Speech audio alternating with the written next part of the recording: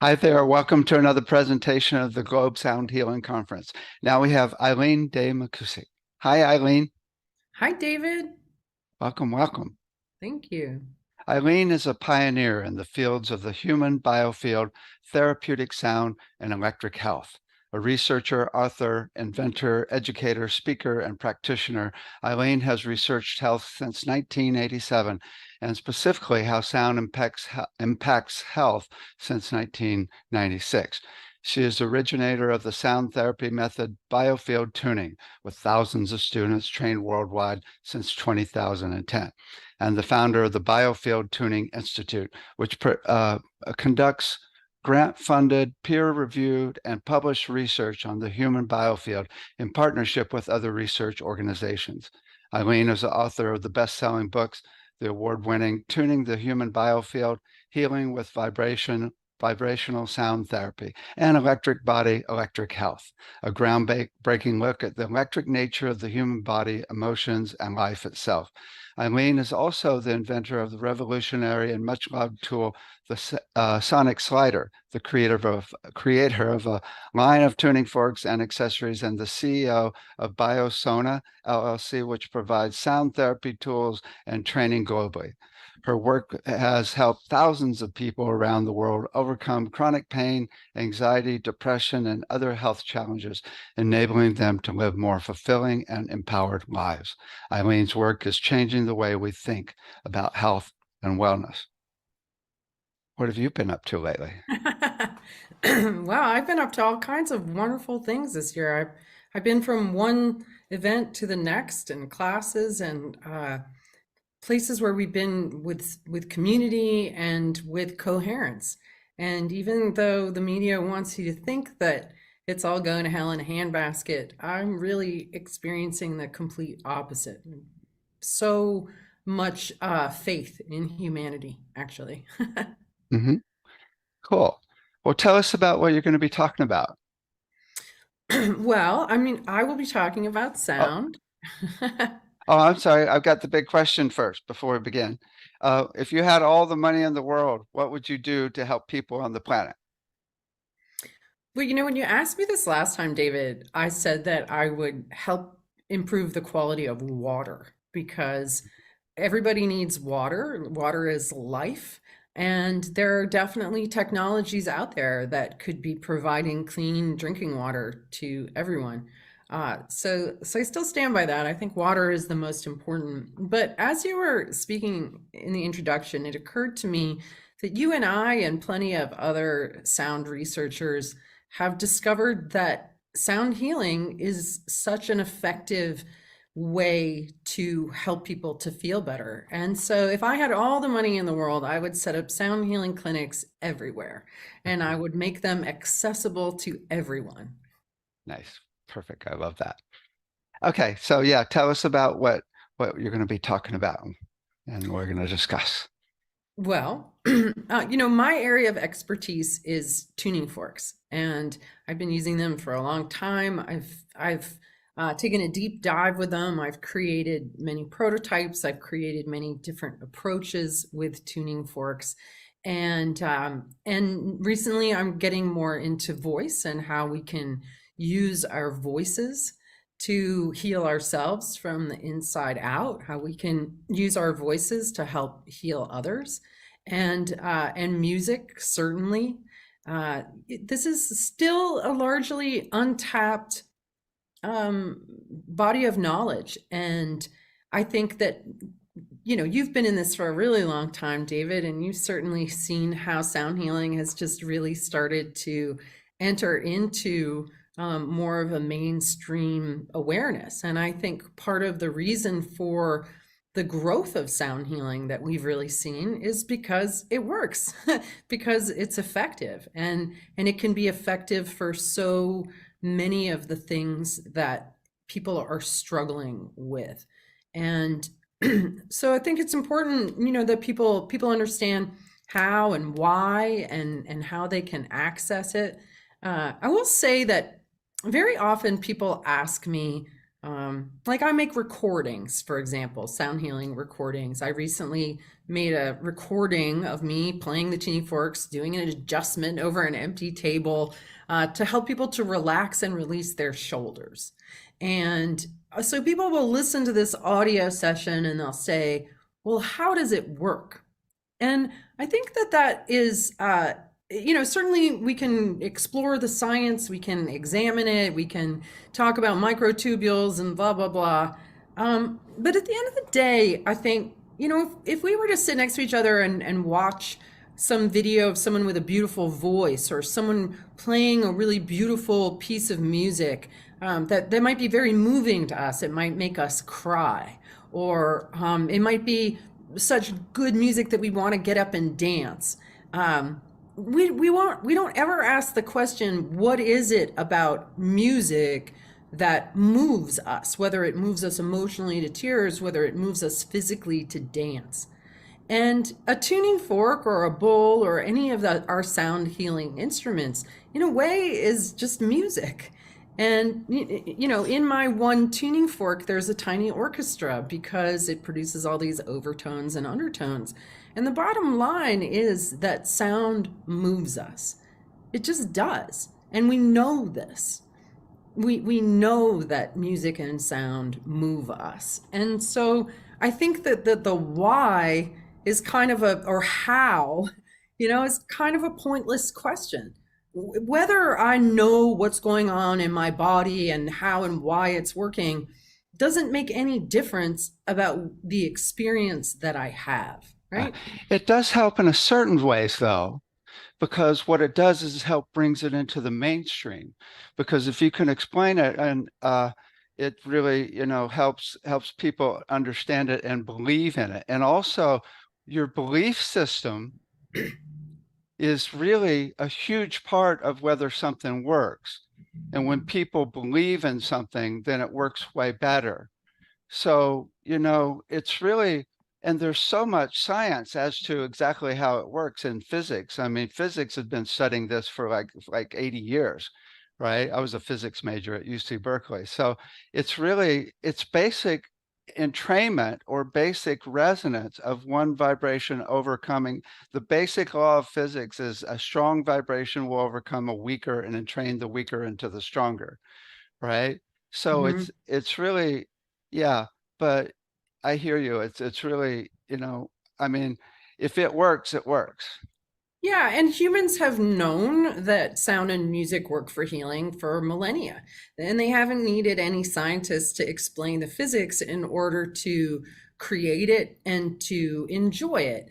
And no, I completely agree. I mean, I talk to people, I use that phrase all the time: a strong, coherent frequency will overtake and entrain a weak, incoherent frequency. It's just physics, right? Well, But I there's, think that the need to know things intellectually or to believe or to understand takes away from our own innate knowing. And yeah, to me, that is what I really want to foster in people is when you're standing next to a steel drum band and you feel all the water molecules in your body going up, like that sound is impacting you. So to me, I want people to tap into their own knowing and not buy into the cultural story that we need to understand. I don't understand how my cell phone works. Doesn't stop yeah. me There's from one thing reading though I music. want to add to that that's really important and really critical. I hear exactly what you're saying. I really get it because really, I mean, we need to tune in and feel and know what's right and really trust our intuition. But in the medical field, if we understand more and more how it works, we can come up with new techniques that will heal every disease in the world. And until we actually go down that path of understanding, there's no way we're going to change the medical field. We can change the whole system outside the medical field.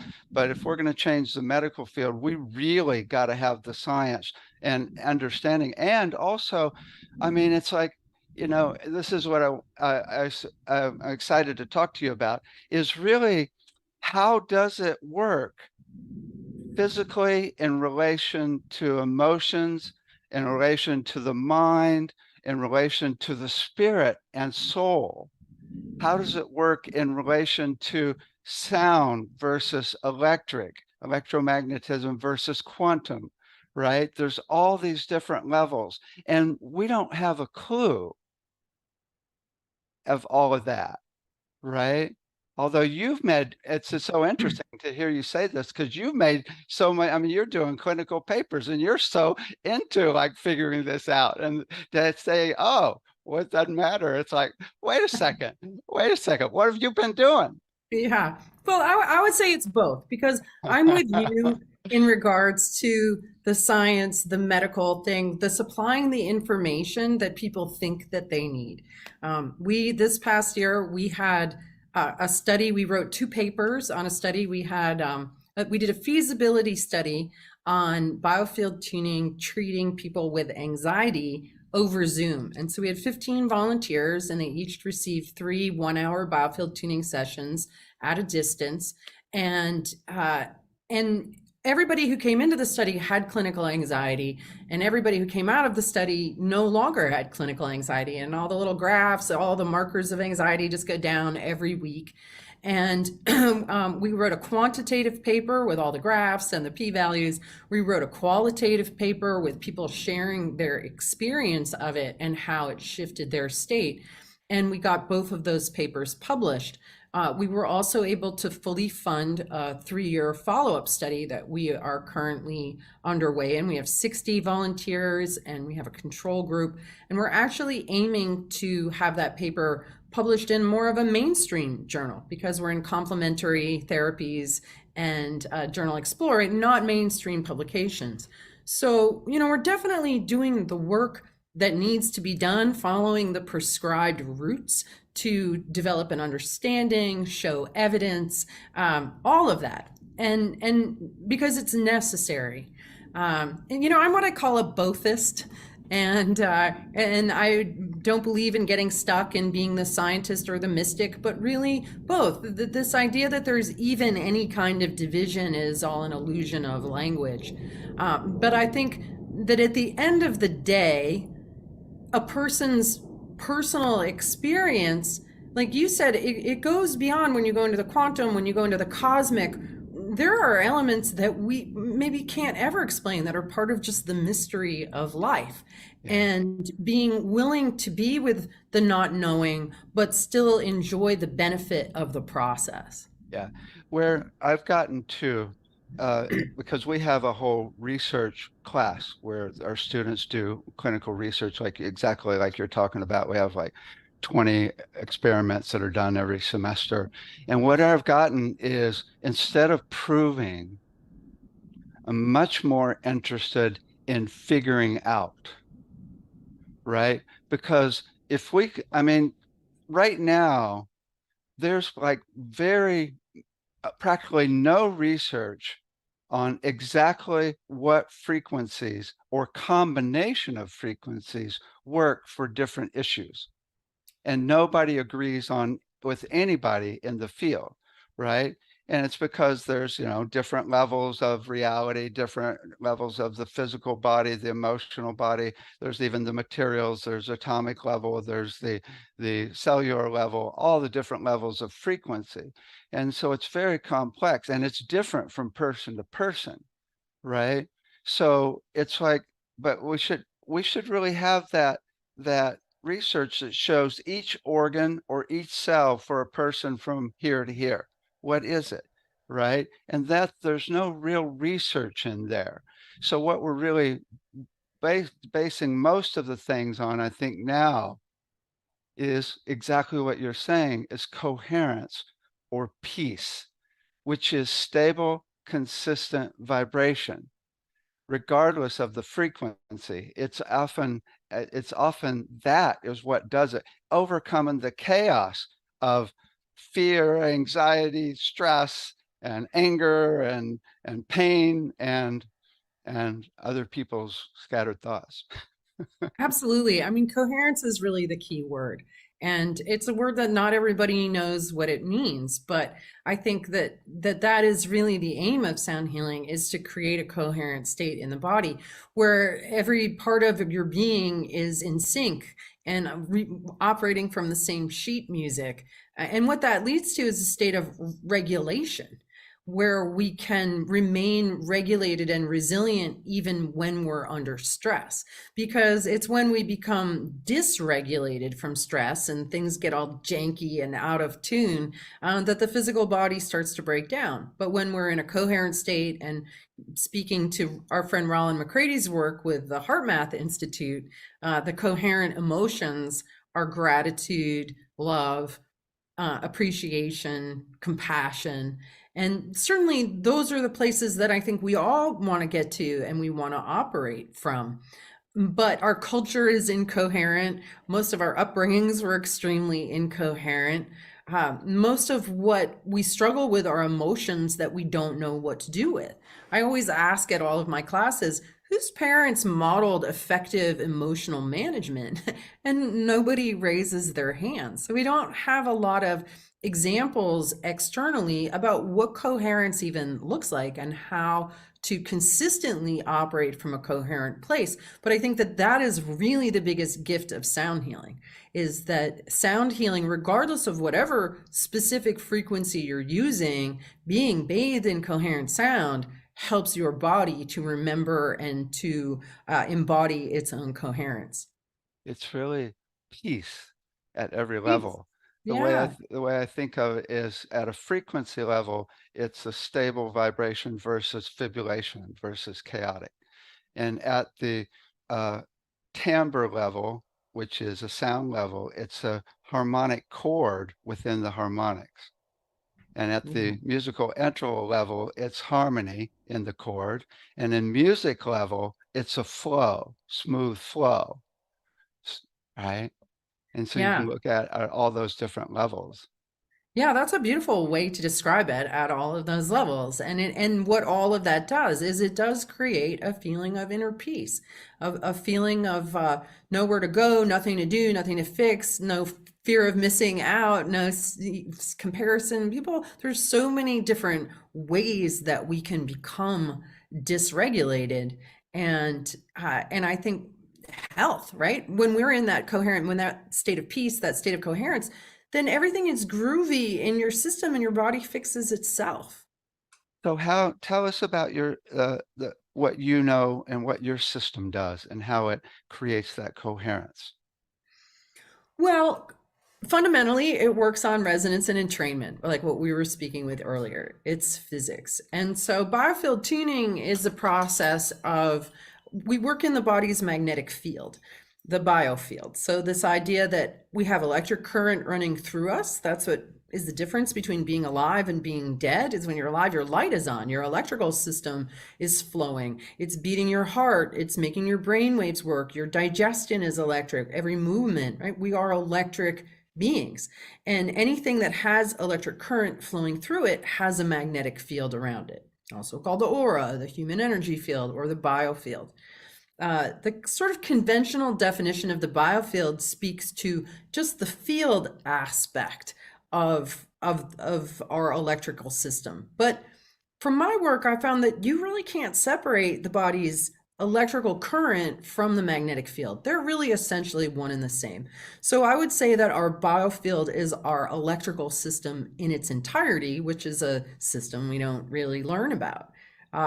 So magnetic fields, again, just coming back to science, physics, magnetic fields actually guide and inform electric currents. And so what I've observed is that our biofield, our magnetic field, is kind of an exploded view of the body. So anything that's going on in the body's electrical system can be found and modulated and adjusted in the magnetic field. So in So biofield, can I ask you a yeah. question? Because I've been thinking about this a lot. I've been reading a book called Esoteric Healing by Alice Bailey. Oh my God. And she talks about the etheric field big time. And then there's people that talk about the nadis. And then in Alice Bailey's book, she's now talking about the way the etheric field, which I assume is the same thing you're talking about, ties into the electromagnetics of the nervous system, how it actually syncs with it. So it's not just a field around you electrically. It's electric through every cell, through through every everything. part of the system. And the magnetic part is just a result of the actual electrical field, right? Right, or it could be that the electrical current is a consequence of the magnetic field. There's some They debate affect as each to, other. yeah, that which arises first, which generates what.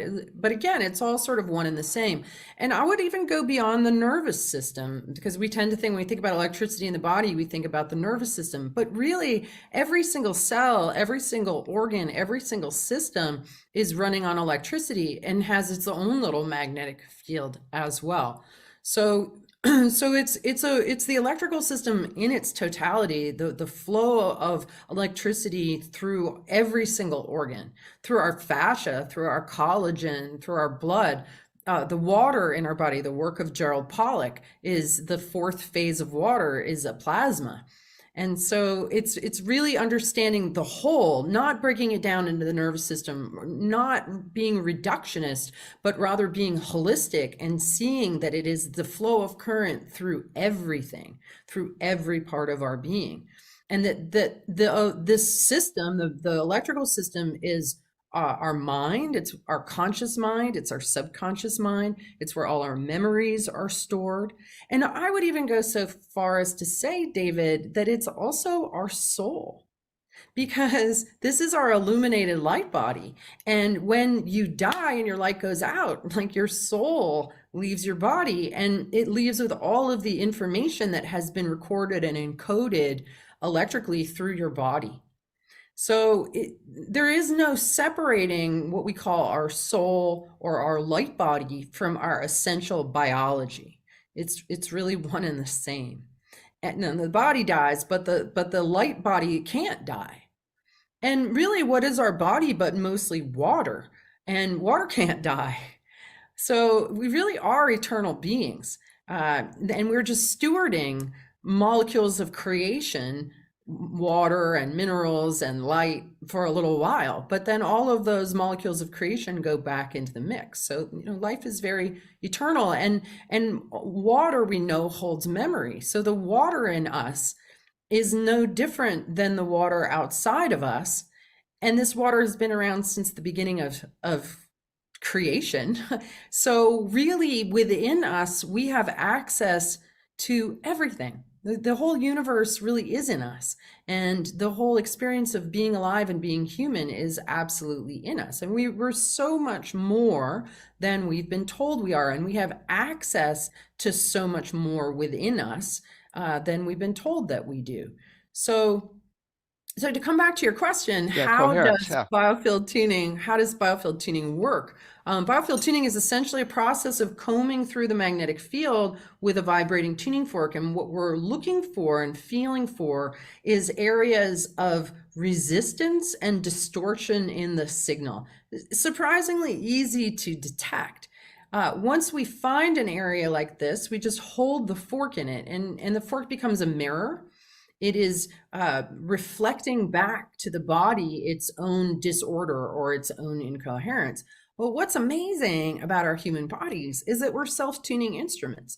So if you haven't seen a mirror in a while and you finally get to one and you see that your hair is a mess and you have a poppy seed in your teeth, our first instinct when we see ourselves out of order is to groom ourselves, is to put ourselves back in order. And that's exactly what the body's organizing intelligence does when it gets this mirror reflection of its own incoherence. It will start to use the tuning fork. The tuning fork is like a metronome. It's providing a steady rhythm for the body to calibrate rhythmically against. It's providing a steady tone. The body can calibrate its tonal expression. And so as soon as the body is given the opportunity to set itself straight, it does. Now, these areas of resistance we encounter are very often areas of tension and inflammation in the body. Wherever we have tension, subconscious tension from some old trauma, electric current doesn't flow as easily through that. And so you end up with what we call inflammation. It becomes hot, out of balance. Anytime you have an excess somewhere, it's like a traffic jam almost. Then you create a deficiency somewhere else, and people start to go out of balance and have health issues. So as the body resolves the noise in its signal, it also releases the tension that it's holding. And we do what's called an adjustment, where the energy that was stuck in this particular place, we bring it back. So then the tuning fork acts like a magnet, interestingly enough. And the energy that was stuck, we can stick it to the end of the fork, and you can bring it to the midline or the central channel of the biofield and introduce it back into a flow state. So our overall voltage drops when we have a lot of tension and resistance in the body, and that limits our ability to expand into our potential, right? Everybody knows that they have potential to be, everybody has gifts, everybody is brilliant, everybody's amazing, but we get stuck. Life jams us up, and then we don't have access to that energy flowing through us, so we can't expand fully into our potential. So this is a way of just releasing these blocks in the body so that we can go into a more regulated, coherent flow state and really access all the gifts that we have been given. So it's really fun. The way I think of it is we are music. And so you're resonating the notes or the frequencies of the music that make up the song into coherence, so they'll receive and transmit the flow again. Yeah, absolutely. Just taking parts of us that are out of tune and gently guiding them back into tune. Yeah, it's simple. It's interesting because, I've been looking at like ways to do flow systems through the etheric field and through the whole body, and to actually measure the different notes in different parts of the system, and then actually run with tuning, maybe a bunch of tuning forks, play a whole song through that system, or use needles with frequencies, or microcurrent pads, or actual scalar waves as well.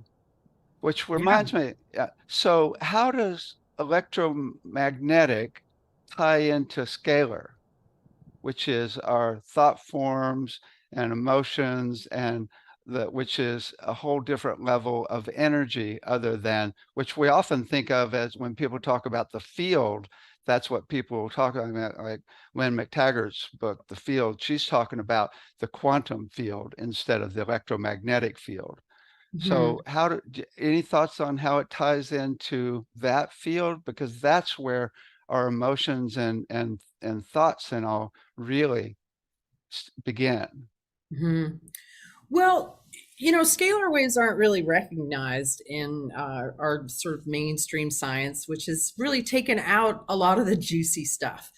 To me, scalar waves propagate instantaneously in the ether. Whereas we know that sound waves and electromagnetic waves propagate through time, scalar waves are instantaneous.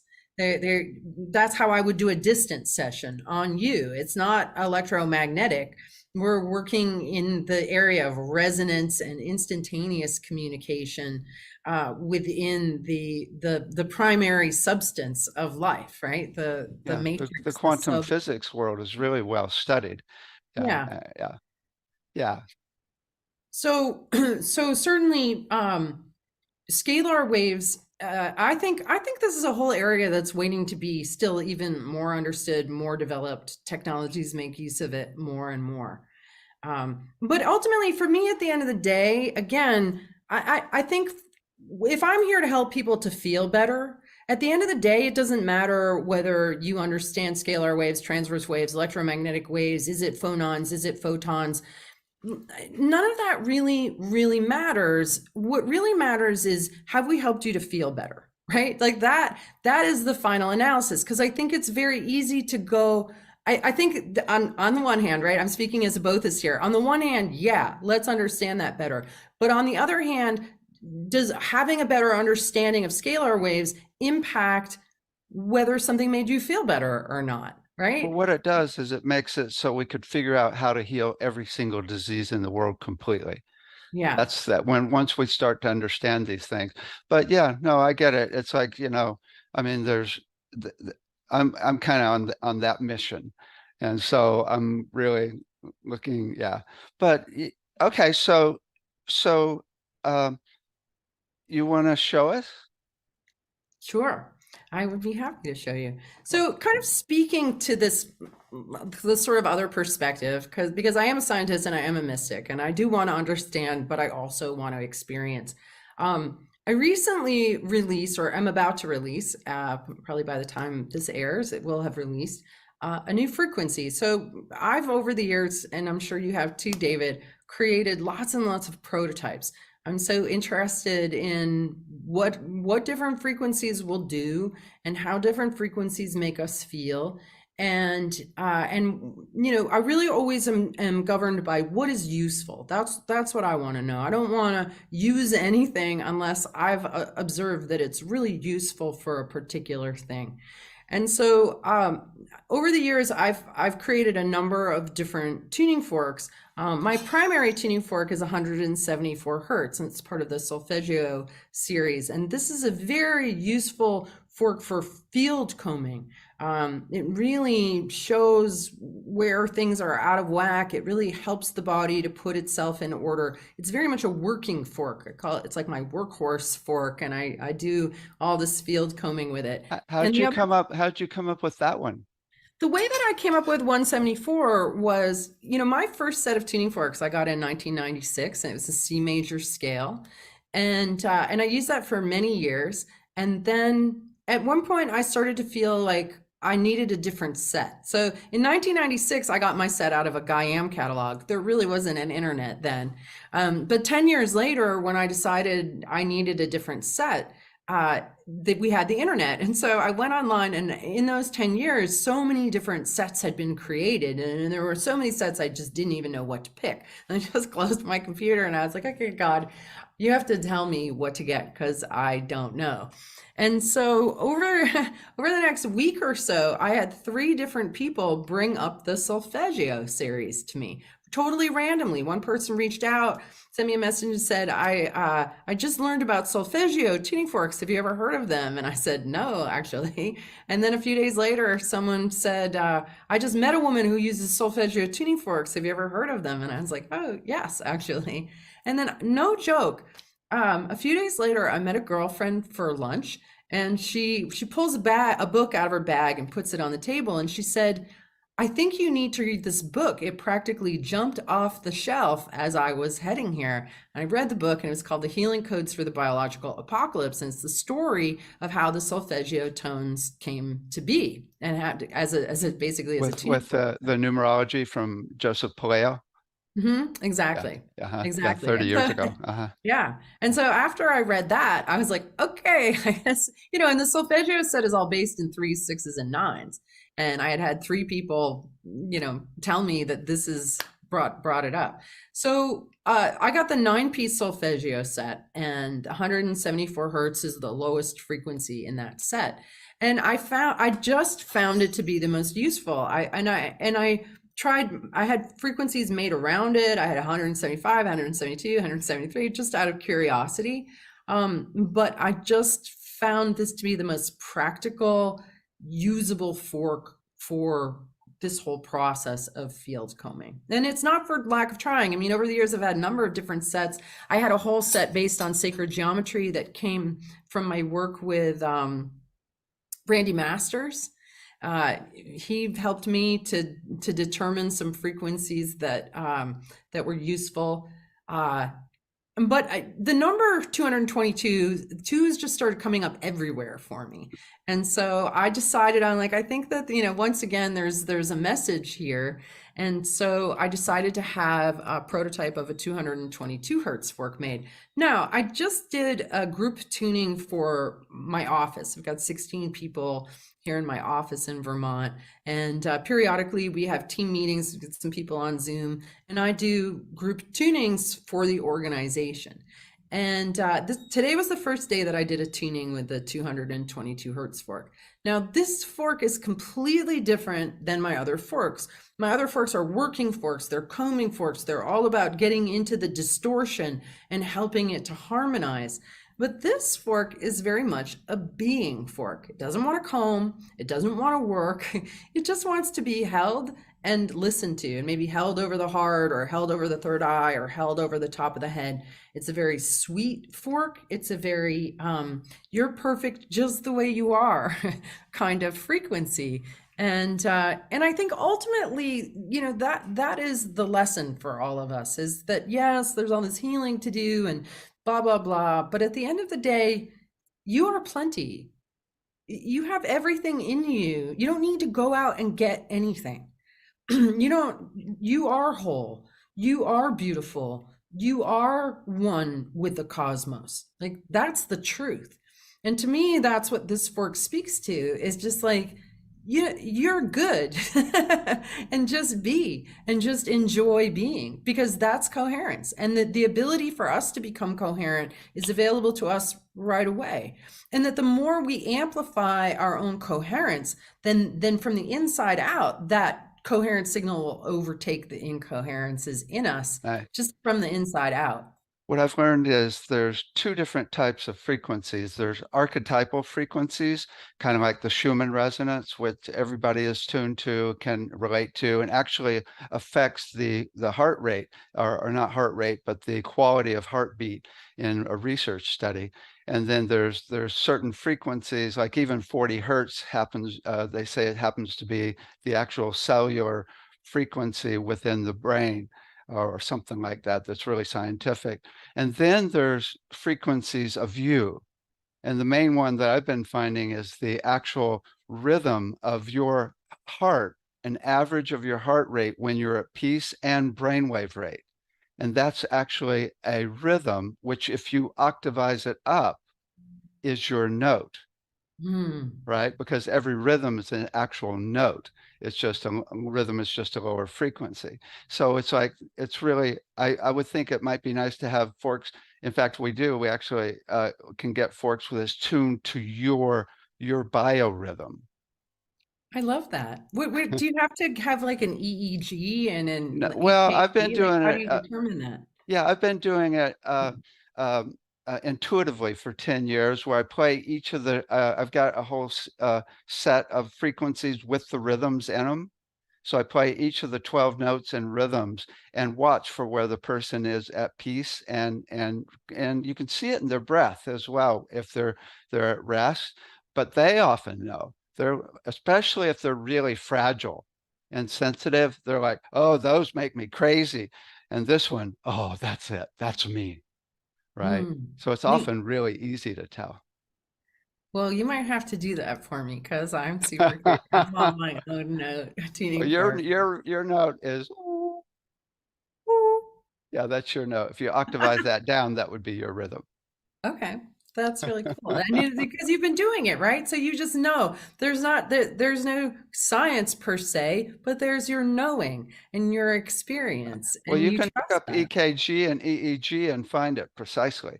And that's what Yeah, Jeffrey Thompson does. He that actually is does. what Jeffrey Yeah, Thompson does. Yeah, yeah, yeah. yeah. Um, Good. So, want me to play it a little bit, and we Oh, can just yeah. kind of Oh, yeah. sit and enjoy? All right. I just want to check my sound settings and make sure that Original it's, sound on. yeah, put original sound on.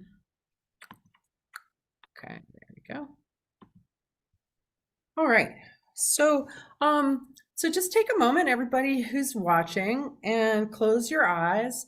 Feel your feet on the floor if you're sitting up, or just feel your feet, period, if maybe you're reclining. And bring your awareness behind your eyes. Relax. Relax your eyes, relax your jaw. And start to bring your breath deeper into your torso. With each breath, go a little deeper until you really can fill the pelvic floor with breath. And then I want you to exhale down into the ground using your intention, your awareness, to take that deep breath and And add a little to that exhale. Just really become aware of how you feel in inner space. Let yourself be quiet inside. And I'm just going to activate this fork a bit, and we're just going to see where it wants to bring us.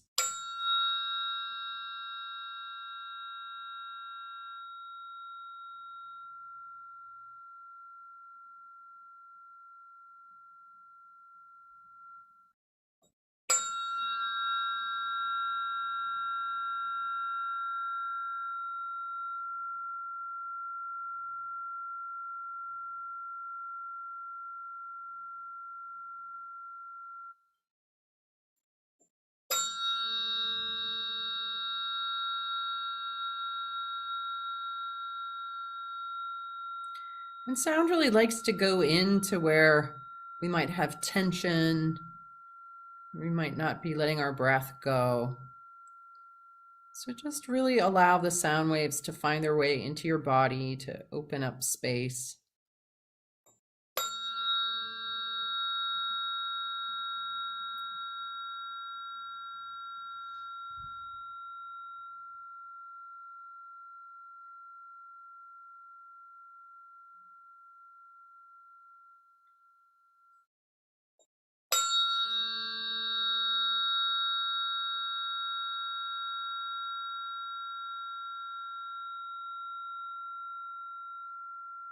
Really allowing it to find its way into all your digestive organs.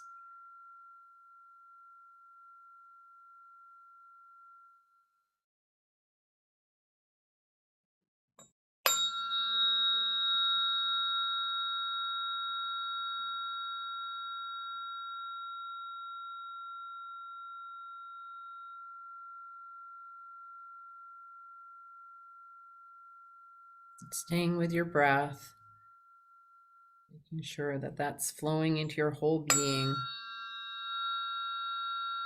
Allowing more light behind the eyes. Allowing the brain to light up and resonate. And feeling connected through the crown to the cosmos, to life itself, to the sun. And feeling that connection down the spine, out the feet, feeling our connection to Mother Earth. And being with that awareness that we are the cosmos, that we are stewarding molecules of creation, water and light, minerals and mud. And that through all of these molecules that comprise us, we are one with all that is. And the essential harmony of the cosmos, of life itself, is love, is coherent. Just aligning ourselves with that fundamental coherence of life itself. Feeling our connection to all that is.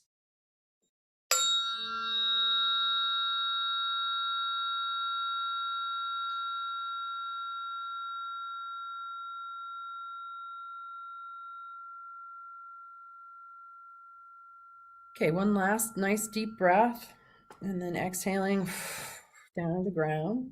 Maybe a little wiggle. Good. All right, and then just see what you notice. How do you feel? Where did that bring you? What did you notice, David? I noticed that it's a little bit different than my note. But it's I mean, first, I mean, any fork or any stable consistent, it's like it's stillness. Yeah. As I always say, the definition of peace is the frequency humming consistently. Yeah. Yeah. What's different for me with the 222, like if I was to sit here with the 144 or the 174, they immediately go to work. And when I work with groups, they'll start reflecting and picking up, okay, this is fear, this is doom, this is not breathing, all of the things that are not coherent or not at peace, they'll start working on. That's why I call them working forks. But for me, the 222 doesn't work. It just is.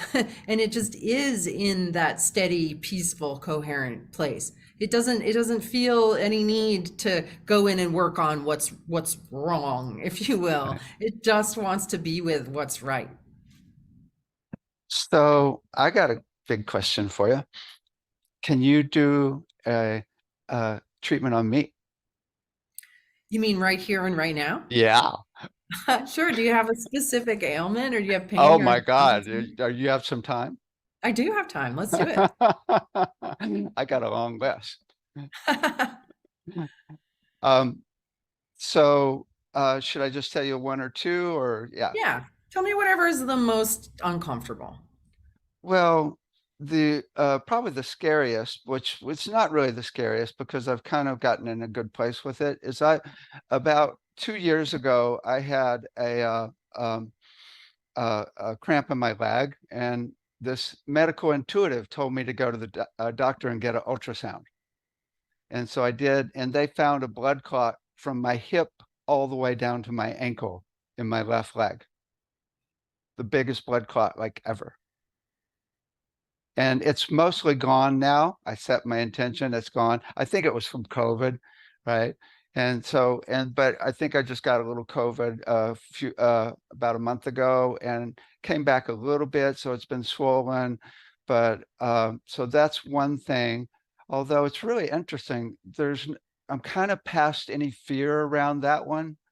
It's actually the thing that probably bothers me the most is my neck, where I broke out a windshield in high school with my face, and I've got a either a torn vein or torn nerve in my neck, and that's kind of chronic from, especially when I get a little fatigued, my adrenals get low, it actually starts hurting more. So those are kind of the main two things that are, of course, uh, just getting frustrated and upset here and there. Add me to that list of humans, right? That's right. We're human. Right. And I think that's so important for you to say and for people to hear because I really do feel like the sort of new age movement has somehow put in people's heads that they're supposed to be saints, that they're supposed to be Buddha, that they're supposed to be Christ, that they're supposed to have high vibes. And then whenever you have a human experience that's other than that, it leads to a lot of self-criticism and self-judgment and shouldn't da da It's da. worse than the original thing in the first place. Exactly. And Yeah. I'm such an advocate of you're human. Just let yourself have your human experience. It's okay to have fear. It's okay to have frustration. It's okay to have anger, rage, hate. Like it's all okay. That's part of being human, and our emotions are part of what keep us healthy and safe. And this notion that we all need to be high vibe all the time, I think is dangerous, quite honestly, You mean because I'm okay? you're so okay.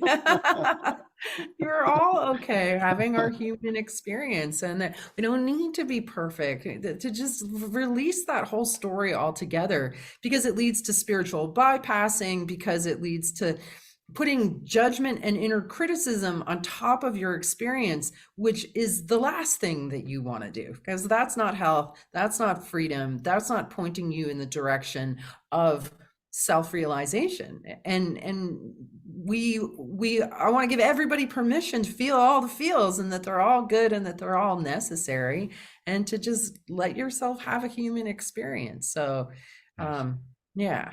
Okay, so I'm feeling like let's go to your neck first. In biofield tuning, we do have not necessarily contraindications, but places where we want to be careful. And to me, like, I wouldn't necessarily go to a blood clot with a weighted fork or with the intention of breaking it up, or you know what I mean? Like Right. that's That's just a dangerous. little Really dangerous. for the Yeah, first year, I didn't do any vibration on my leg. It was because yeah. it's really can be really dangerous. Exactly. So I'll, kind of stick to the being cautious, and we'll go to your neck. Now, that said, too, it isn't always possible to repair nerve damage. But what we can do is release some of the secondary and tertiary patterns that have built up around it and the tendencies that can aggravate it, and to just kind of settle and soothe all of that. So that's a perfect thing to work on with the 174 or my 144 or my 528, my working forks. Okay, so let's do it, and everyone can just see. And if anybody else has neck pain or neck discomfort, whether it's nerve related, but you didn't have to go through a windshield. I'm sorry that you had that experience, David. I've worked on people who've had that experience. It's very disruptive and incoherent. And then once you have that kind of experience, that rings forever in your field. And so part of what we do is we go into places like that and we help to settle down that original information that got created that's in your body's electrical system, and it's still ringing with the degree of trauma, right? So we'll go in, we'll find that source place and tune that, and then come to the body itself and just help to maybe settle down some of the inflammation and clenching that's around that. So is it worse? It's worse on your left side, Yeah, David? it's left side only. Okay. And it's your left leg that has the clot too. Uh-huh. Okay. All right, great. So to prepare, it's the same as what we just did with the 222. It's just kind of close your eyes, connect with your breath, connect down into the ground, sort of do a baseline assessment of where you're at, and then just be curious about what you notice as the sound starts to come in. So I'm going to begin just by activating the fork and just listening to your signal, and then we'll just see where it wants to go. Okay. All right. So just taking those few grounding breaths.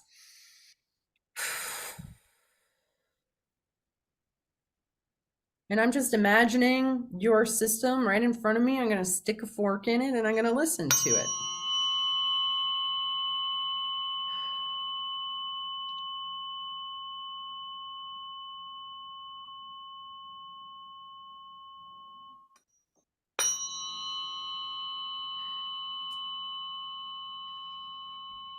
So right away, the sound is going to the physiology. I feel a few things. I feel almost like a gapping, like there's a wire there that's gapping, where information isn't flowing completely through it. And then there's also this sort of secondary kind of tension and heaviness there. So I did say we were going to go to the accident first, but what's really happening is we're going to the body first. That's what your body wants to do. So I'm just going to keep on listening. And what's cool about the forks is that they're simultaneously diagnostic and therapeutic, because they tune into what is out of order. That's the resonance. I can hear it. Like I also hear in this like, ah, and that sort of the impact that created it. But even as your body hears itself, it's using this input to start to correct these things right away.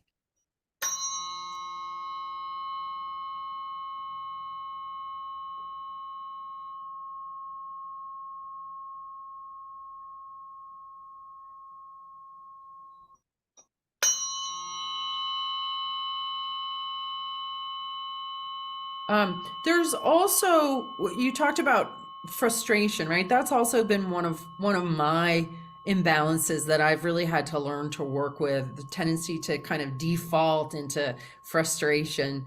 And so I feel that current of frustration coming up, and I also feel kind of like almost a desire to suppress it or to clamp it down or to put a lid on it or to not express it, as we try to be good and try to like be the best expression of ourselves. So frustration can be something that we clamp down on, that we don't express. So I'm kind of feeling energy of frustration coming up, but also not being able to to find its way out. So that's part of kind of what's informing this too, is that that energy in the body.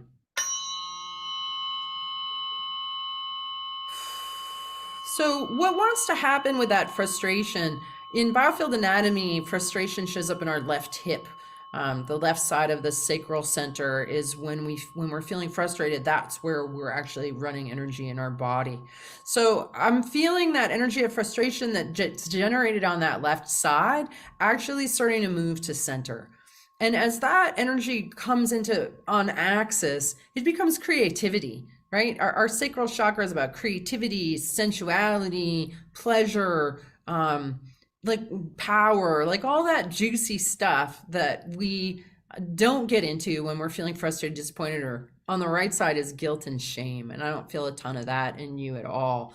But so here we are, we've moved down to the sacral center, and that, because that is feeding some of the imbalance coming up the left side is feeding some of that discomfort in the neck, right? So we want to stop that wire from feeding to that place where there's actually a gap anyway.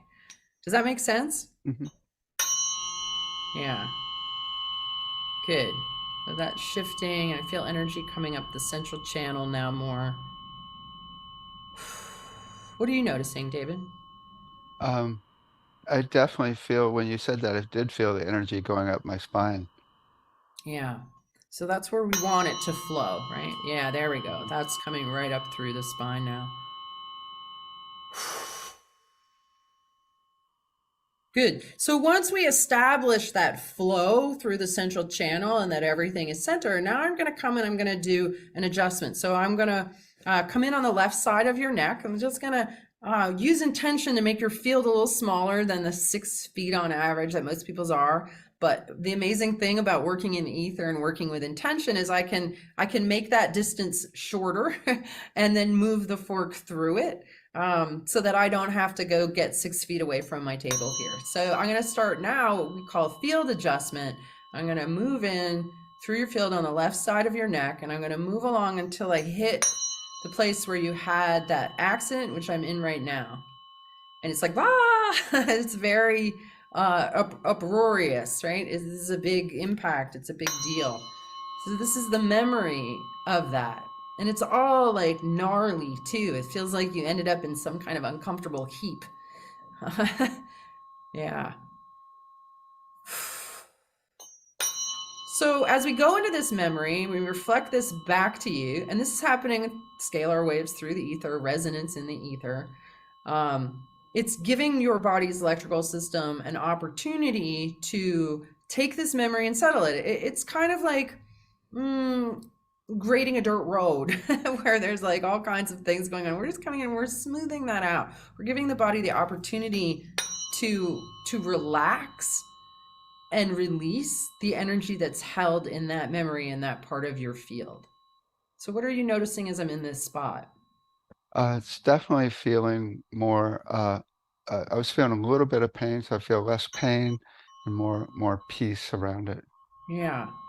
So there's also kind of overlaid on this, there's guilt, there's shame, there's self-criticism about whatever the circumstances were that you were in that situation, right? So your own sort of self judgment around it. Was that a thing for you?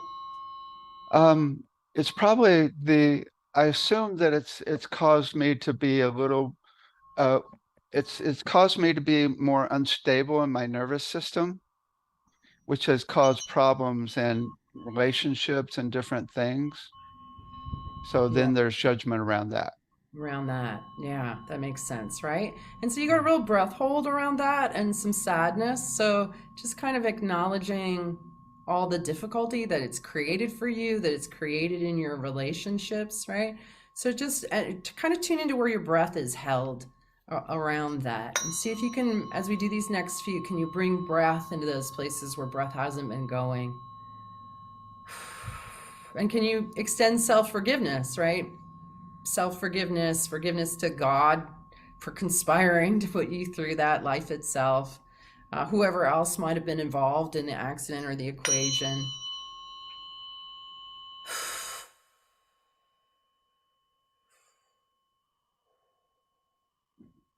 Good. So I'm feeling a lot more energy kind of flowing from the neck down the spine, right? But we were feeling it go up, and now as this starts to let go, there's more energy that's going down into the body. Good. So just a few more in this spot. It's making me really hot. It's releasing a lot of heat. Me too.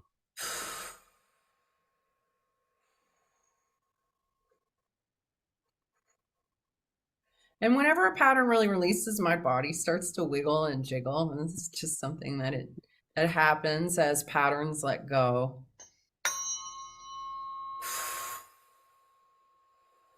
And now it's sort of back in. It feels like almost like a depression, like you went through maybe a bit of a depression afterwards. Certainly, the healing process is a low energy kind of process. So we're got through the impact, and now we're kind of in the aftermath. It's really heavy and dull right here. Did you get knocked unconscious? Can you fill in a little more details about the accident? Oh yeah, I was completely knocked. I woke up in the hospital. Yeah. Yeah, that's what it feels like. The sort of heavy tone that's here is Mm. often I associate with. Then I was on drugs for 10 years for migraines. Wow. Hmm. Really? Hmm. Is that what brought you to sound healing? No, it was probably the drugs, the psychedelics.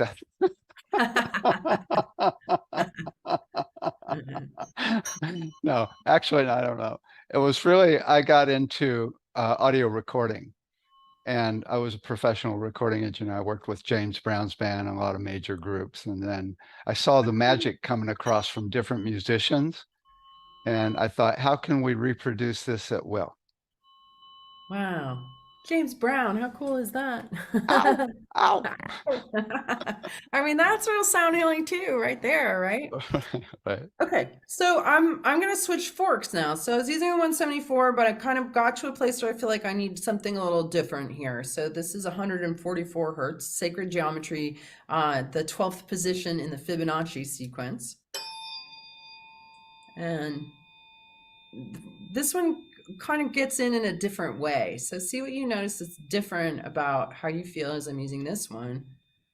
And again, with the breath, like noticing your breath.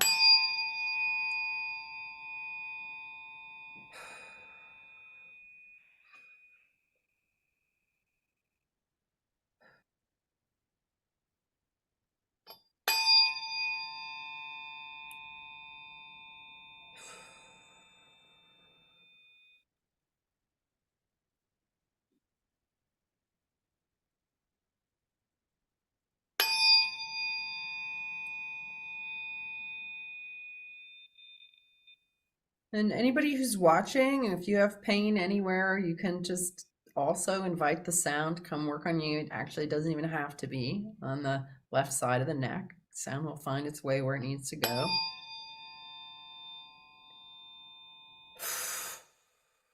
Good. So I'm feeling kind of another sort of wave of release going on. What are you noticing, David? It's interesting because it's lower. The other one was up around my neck, and now this is bringing the energy down toward more of the heart and down to my lower body.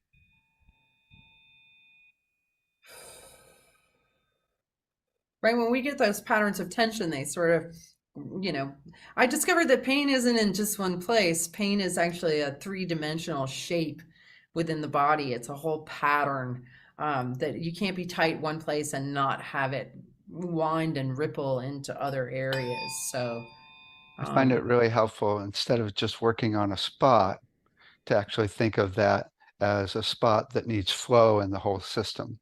exactly. Exactly. I So love that's that. that's what this is doing, is it's kind of inviting the whole part of the system that's engaged in this pattern to uh, become self-aware and start to let go. You can't know that you got a poppy seed in your teeth and take it out unless you've got that reflection. And our bodies are the same way, that when we give them the reflection of what's going on, then they can create it. They can create the order that the right. Our bodies are designed for order. Our factory settings are order, coherence, harmony, flow. This is what we're designed to be and to do, to be this flowing, beautiful music. And we take hits that knock us out of tune. And yeah, so this is a pretty, I'm really in something right here that feels kind of like something really going on right It there. feels like that's where it goes from my neck down into my heart and arm. Yeah. Okay. So just keep your awareness there, right? There isn't anything you need to do other than just be aware and let the sound do the work. Yeah, I feel that how it kind of goes down the arm. And Hmm. also there's a catch in the diaphragm there too.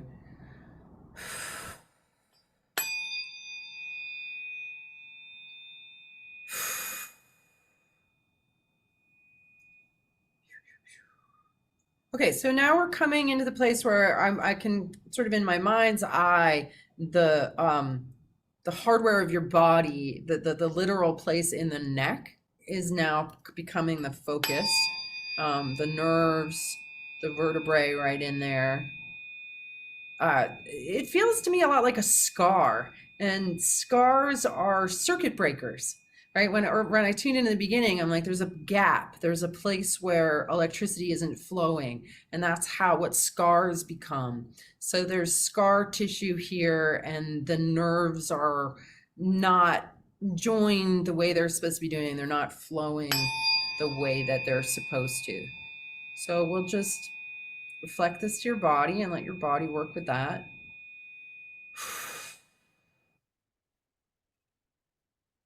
And again, I, as a provider, don't have to have the intention that your body fix itself. And you don't have to have that intention. Your organizing intelligence is working with the sound input, right? And this is beyond our conscious minds. So really what we do, I'm just a technician. I find the areas and kind of hang out with them and observe what's happening.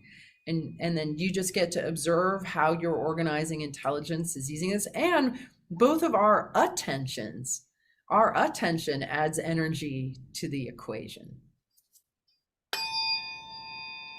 So our only intention is to just support and be present with the body, with the organizing intelligence as it uses this input to repair itself to whatever degree it can in this moment. So again, I just felt something else kind of let go down to the back of the neck and the shoulder blade. What are you noticing right now? I need air conditioning. Are you getting hot again? Yeah, yes, really hot. Yeah. Yeah, the temperature changes are so interesting that can happen. And I don't fully understand those. Sometimes we get cold, sometimes we get hot. Sometimes when I'm working on people, I break out in a sweat and we're over Zoom. I'm like, I just hit a hot spot. It's roasting me over here. Which is strange, right? How do you explain that? I don't know.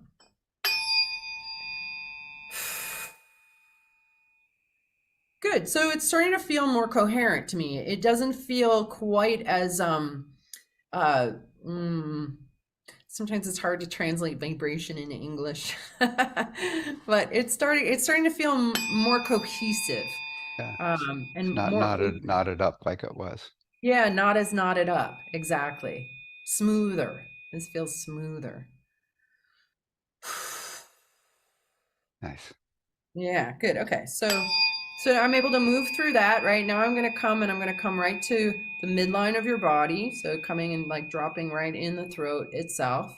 So any of that stuck energy that we picked up that wants to go back into circulation, back into flow, when we come to the midline, it just sort of falls in.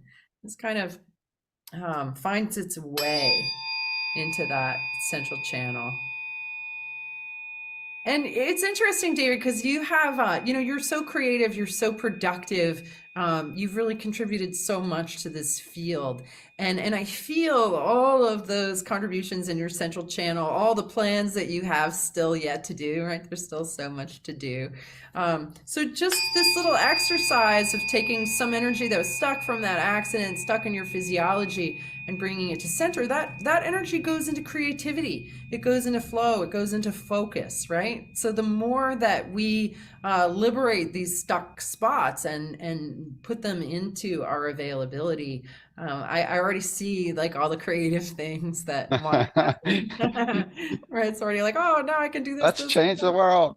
Totally. Let's change the world. Okay, so we got everything into center. It sounds really good. I'm just going to pretend your throat's right here, and I'm doing what I call columning, pretending your face like up on a table, and really just focusing that energy right out through all the way to the edge of your field, just enabling you to communicate, to create, to share, to change the world even more with more voltage, more clarity, less pain and discomfort.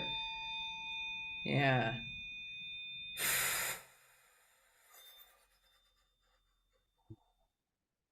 No, we're not gonna wiggle on like that, right? That new pattern is putting itself there. So I'm just gonna finish up with a few strikes of 528, which sounds really sweet. And ease, right? So also some of that frustration energy is now kind of shifted into ease so that you can kind of just be on more of that axis. Things where you might have grinded up against frustration before will just kind of settle into more ease for you. Okay, here we go. Last one.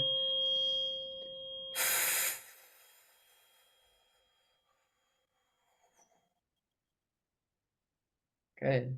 And then just take one more nice grounding breath and check in with your body and tell us what you notice.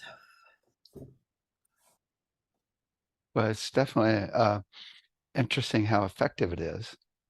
You know, a lot more than I would expect just from having over a distance here. Yeah. I definitely feel more at peace and more just more in my body and more little.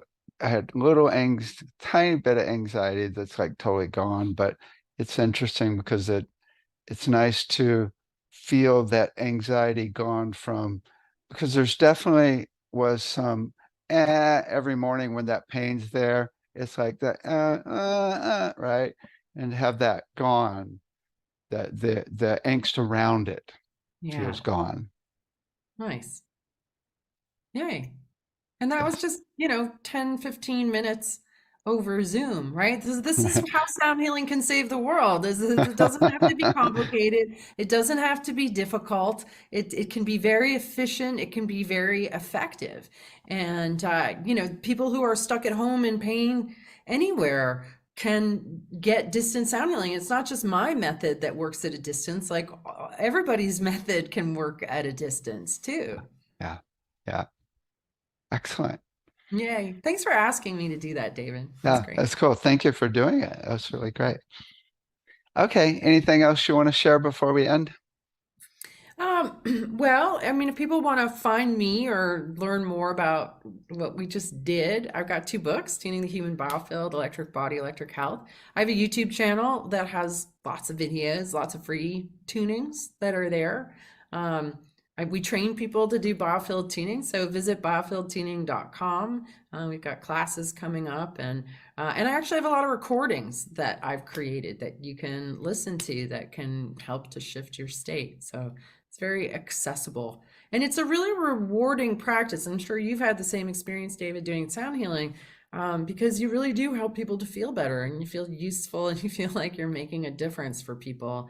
So whether it's my method with tuning forks, whatever you're interested in as far as sound healing goes, I just really want to encourage you to dive in and learn all you can and get out there and help your friends and neighbors because the world really needs this right now. Excellent. Great. Thank you so much and for all you do. Yes. Thank you, David. Okay, take care.